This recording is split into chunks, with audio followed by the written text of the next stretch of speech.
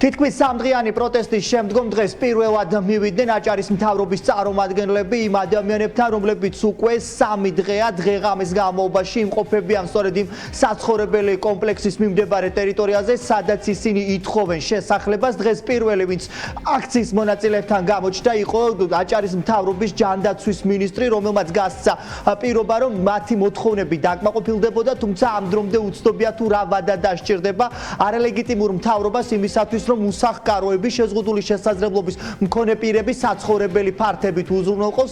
ჯანდაცვის არალეგიტიმური მინისტრი ამტკიცებდა დღეს იმას, რომ თავარია ახლა საზოგადოება მოაგროვოს ის მტკიცებულებები, რომელიც დაადასტურებს იმას, რომ ისინი ნამდვილად არიან უსახკაროები და ეს საჭიროებათ მათ სახელმწიფოსგან დახმარება. ასევე უცნობია ამ დრომდე თუ რა კრიტერიუმებით შეირჩევიან ადამიანები, რომლებსაც შემდგომში მთავრობა გადასცემს საცხოვრებელ სახლებს. დღეს ძალიან ბევრი კითხვა გაჩნდა აჭარის მთავრობის წარმომადგენლების მისამართით, რომლებიც სამდღიანი პროტესტის შემდგომ მოქალაქეებს შეხვდნენ, თუმცა არც ერთ მთავარ კითხვაზე აქციის მონაწილეებმა პასუხები ვერ მიიღეს.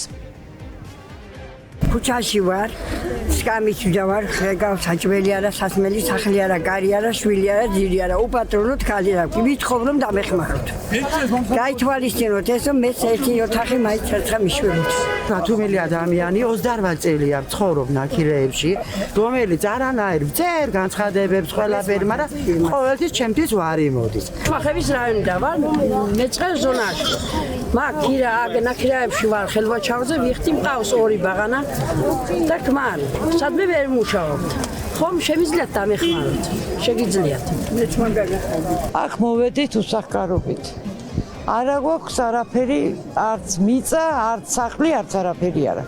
13 წელია ვცხოვრობ ნაქირეებში. ამ ნერვულობით გამიჩნდა დიაბეტი. ორჯერ გულზე სტენდირება გაკეთებული, არანაირი მუშაობა აღარ შემიძლია. 6 სულის სასწავლით. უსახკაროების პროტესტი ამ ეტაპზე ბათუმში არის უკვე დასრულებული. ისინი ამბობენ, რომ რამდენიმე დღის განმავლობაში დაელოდებიან თუ რა გადაწყვეტილებას მიიღებს აჭარის მთავრობა და დააკმაყოფილებს თუ არა იმ ადამიანების მოთხოვნებს, რომლებიც უკვე რამდენიმე წელია ითხოვენ საცხოვრებელ სახლებს. ჯანდაცვის მინისტრის მოლაპარაკების მიუხედავად მოქალაქეები ამბობენ, რომ არა აქვთ იმედი, რომ აჭარის მთავრობა უზრუნველყოფს მათ საცხოვრებელი სახლები, თუმცა რამდენიმე დღე მისცეს იმისათვის, რომ მთავრობამ შეისწავლოს მათი პრობლემები და შემდგომში უკვე დააკმაყოფილდნენ საცხოვრებელებინებით. იმ შემთხვევაში თუ ვერ მოხდება ეს რამდენიმე დღის განმავლობაში, ასეთ შემთხვევაში აქციის მონაწილეები ფართო მასშტაბიან საპროტესტო აქციებს უკვე ბათუმის ცენტრში აანონსებენ.